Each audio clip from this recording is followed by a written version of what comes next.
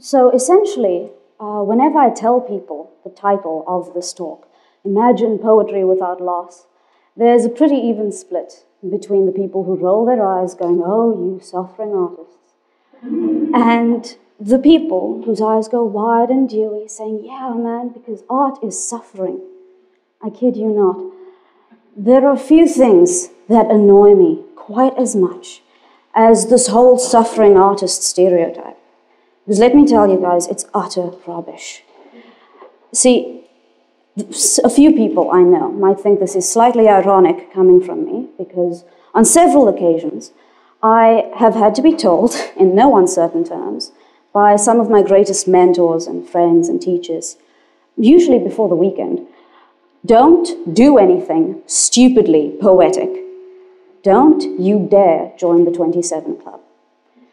Now, for those of you who might not know, the 27 Club is a group of unbelievably talented, yes, but ultimately quite tragic artists, musicians mainly, who died at age 27.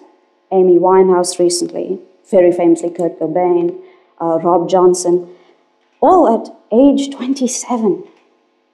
That's what I call loss. Now, growing up, particularly when some weird and frankly sometimes very painful things happen to you, you might well be tempted to believe that your suffering will somehow lead to amazing art, and you have to pursue that suffering. That you have to allow yourself to go off the rails, allow yourself to lose your health, your sanity, possibly even your life, in order somehow to matter beyond your own death. And guys, I'm here to tell you, that's really dumb. See, I once met this woman, a psychiatric patient with, I don't even remember which diagnosis. When I dodged from my side of the ward, acute, to her side, I suppose you could call it there's hope, through a convenient divider a weak spot in the divider in the TB lounge. And what you realize very quickly in psych wards, heads up everyone, if you dodge the nurses or, offend their authority in any way, you instantly get a ton of friends among the patients. Best way to socialize. So, we're chilling and we're talking and, the conversation turns, as it always seemed to what was going on in that strange place we found ourselves in. I once heard one of the nurses call it the fun house after a woman was dragged down the corridor, strapped to a bed and injected with Ativan. Mostly to shut her up, because she was raising this sound. I'd be lying if I said there was any one word I'd found for it. Moan, scream, wail, cry, nothing quite gets it. And the reason I'm looking for the words still, to this day, is because as I'm recounting the story to everyone goes silent. Sometimes I can be a real downer at dinner parties. But afterwards, this woman, who hadn't said a word the whole time, she looks up at me. She looks me in the eye and she says, "Please write this. Please write it." And what could I do with that kind of summons on me but nod? A similar thing happened to a far greater poet, Anna Akhmatova, who stood in queues outside of the Leningrad prison gates for 2 years when her son was arrested during the Stalinist terror. The queues outside the gates were made up mostly of women, mothers, daughters, wives, waiting desperately for word of the prisoners inside. And she wrote a chronicle of this experience in her poem Requiem, still considered a masterpiece. And she wrote this poem, she says, after one day, a woman in the queue, a woman with blue lips, she says, recognized her, came up to her and whispered, "Can you describe this?" And Akhmatova replied, "Yes, I can." She says, and then something like a smile passed over what had once been her face. Now, let's get this straight. A masterpiece was not born out of her glorifying that suffering. It wasn't born out of her seeking out grief. It was born out of the simple promise to a woman with blue lips that she would live to tell the tale, that she would simply bear witness to what they endured, And the thing about that is you have to be alive to tell it.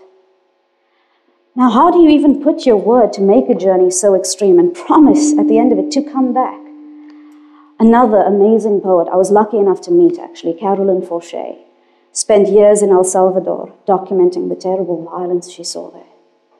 And she went there after a man drove from there to her house in the United States, knocked on her door one day and said, "War is coming to my country, and we need a poet who will tell of it." And she went. She went into a suffering not even her own to document it, to find the words to name that wound. One of her poems, The Colonel, begins with this simple, searing line of witness: "What you have heard is true." Now, what I want to know, as a writer, specifically a poet, is why are we compelled to make that promise in the first place? Why do we seek out those edges of life that might well kill us? And why is the 27 Club glorified? And why does art made on that precipice enchant us so? Why does it captivate our imagination so much? Because, I mean, statistically, poets have the shortest lifespan out of any artist. So I'm personally invested in finding out why. And I went looking for an answer. And when I was younger, I became obsessed with what flamenco dancers and singers call duende. I took classes in flamenco, but they never used this particular music that I once saw a woman perform to. Now, indulge me just a bit and close your eyes, please. Oh, you're so obliging, thank you. Except you over there, come on, be a sport, thank you. And so basically, I witnessed this dancer simply stand still, stand still, but her body was taut, her spine arched, her neck thrown back, her fingers twisting above her. And when she sang, the music seemed to come up from the ground, not from her throat, but from the ground, enter into her, and she was lit. And when she sang, it was without artistry, it was without cleverness. It went beyond that. It went to where no words will suffice. And she was lit with it. And for a moment, she became the fire she sought out to be. You can open your eyes now. See, that is what the Spanish call duende. It is the same spirit, they say, that inhabits the truly magnificent bullfighter in the ring. Now, here's a proposal. What I think is art, suffering, love, death, birth, truth, beauty, all of those things cannot be expressed in words from where we stand right now, because they are out at the far edges of what we can withstand, where words fail us. But the thing about the duende, they say, is that it demands the artist to enter the arena of death. Be undone. Know that there is no more safety, that the possibility of ruin is this close. And only then will the duende deign to come for the struggle. And it is in that struggle with what might kill us that something enters into us there, where we are wide open to the possibility of ruin. And it lights us. And for a moment, we become the words we seek. And how could you not return, if you live to tell of it, how could you not return filled with those words that inhabited you and tell the story of what you saw? Now, of course, along the way, I believe the idea became twisted. It became the idea that as artists, we must seek out death and suffering, starve in a garret and, that sort of thing. But it's not that. It's claiming life from the jaws of death where it is sweetest. Yes, we're pushed to the extremes. That's the suffering bit. But what makes us, what defines us, is how we come back to life and how we tell of it. And that, my loves, is the artist bit. There's a sentence I read once in ancient Greek that I loved so much. I held it written on a slip of paper until it actually became illegible. And it said, "I came back from that country and said that I had seen the Gorgon, but it did not make me a stone." And that is what is our duty to say. But why aren't we killed by it? Some of us, why aren't we killed by it? Why should we not just let it destroy us out there? And once again, I can only draw from my own experience. You see, some time ago, I suffered from suffered from what they're now calling a series of temporal lobe seizures that lasted 3 days. They still happen occasionally, but this was a 3-day ordeal, unlike anything I'd had before or since.